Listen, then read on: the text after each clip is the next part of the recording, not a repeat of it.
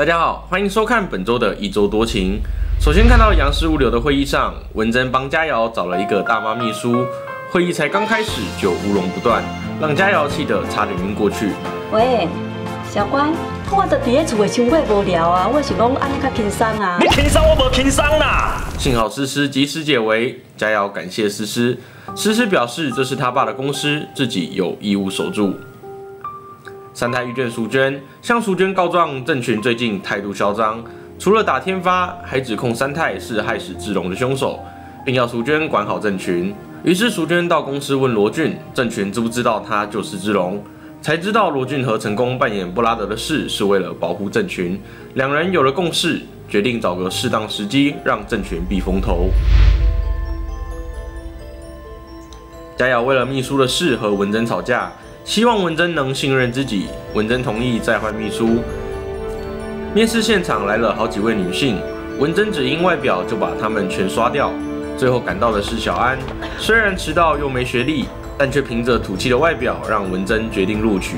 私下要求小安监视并回报佳瑶的一举一动。小安来帮佳瑶送便当，佳瑶称赞他报告有进步，要他加油继续努力。后来到茶水间时差点昏倒，好险诗诗急忙搀扶，并拿午餐请小安吃，要他多注意自己身体，让小安深深感激着。郑怡带小飞来到花园，借故要小飞先自己拍照。小飞发现花圃里有熟悉的东西，都是曾经和郑群共同经历的回忆，这才知道原来是郑群要向自己求婚。小飞感动地答应郑群，在浪漫的花海中相吻。Oh my god！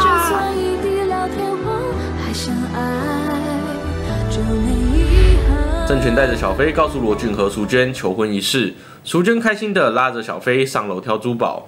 罗俊告诉郑群，希望他和小飞婚后能回美国，但郑群不愿意把如萍留在三太身边。罗俊表示三太不是郑群能够对付的。最后两人没共识，只好等婚后再讨论。郑群和小飞拍着婚纱，佳烈跑来偷看，但心里十分难过，一个人喝着闷酒。郑怡也跟了过来，知道佳烈心里还未放下小飞，陪佳烈喝酒，也一边开导佳烈。后来郑怡趁着醉意，大胆向佳烈告白，佳烈却不胜酒力，趴在桌上。郑怡着急地呼喊佳烈。郑怡醒来才知道自己把佳烈带回小飞家睡，而佳烈发现这是小飞家后，更是惊慌。正想逃离时，被郑群和小飞发现，两人急忙解释，却又说不清。郑群一拳揍向佳烈，佳烈一番解释后，答应郑群会和郑怡保持距离，说完便离开了。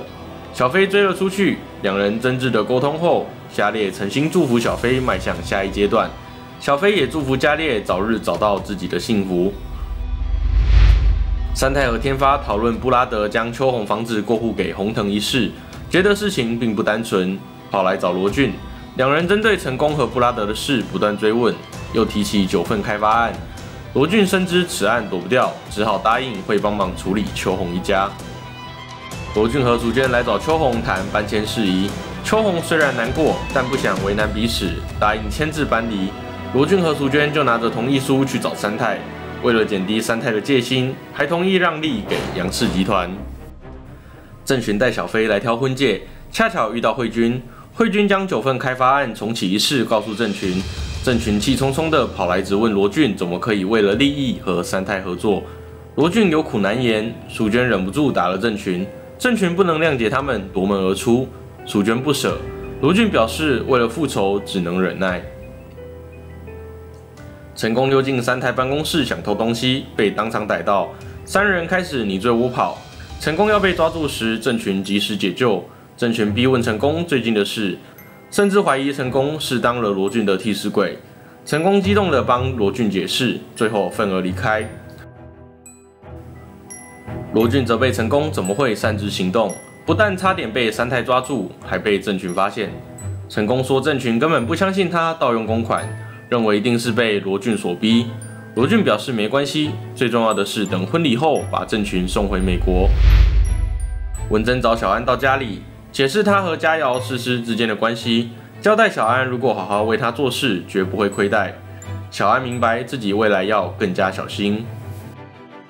这天，小安被讨债人拦住，幸好佳瑶路过赶走了他们。小安诚实告诉佳瑶，自己的爸爸因欠下高利贷跑路，债主才会找上他。佳瑶决定让小安预支3个月的薪水来处理债务。小安不停地感谢佳瑶。秋红收拾家当，想到要离开这里，内心感慨万分。这时，三太带着天发和小弟来砸店，甚至害秋红受伤。郑群和小飞看见，出面保护秋红。佳瑶随后赶到，三太警告，如果还想保住总经理位置，最好在3天内让秋红搬走。随后，佳瑶和郑群赶紧送秋红到医院。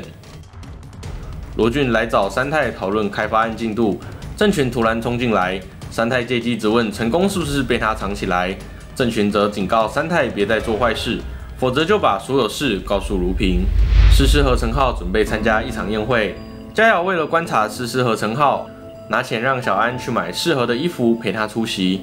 有人误会诗诗和陈浩是夫妻，佳瑶醋劲大发，借机酸了他们一顿，但两人不以为意。宴会结束后，佳瑶拿钱给小安，要他搭计程车回家。结果小安不但没收，还要把买衣服的钱还给佳瑶。佳瑶想起过去和诗诗交往时，诗诗在金钱上也从不占自己便宜，不禁说出小安和诗诗有点像。说完后，佳瑶把钱硬塞给小安，然后离开。佳瑶拜托文珍让受伤的秋红搬来家里。文珍内心虽然千百个不愿意，但为了讨好佳瑶，只能答应。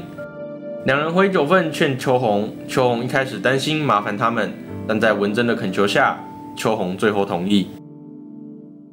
三太和慧君见到佳瑶和小安，三太警告佳瑶有关患有伤的事。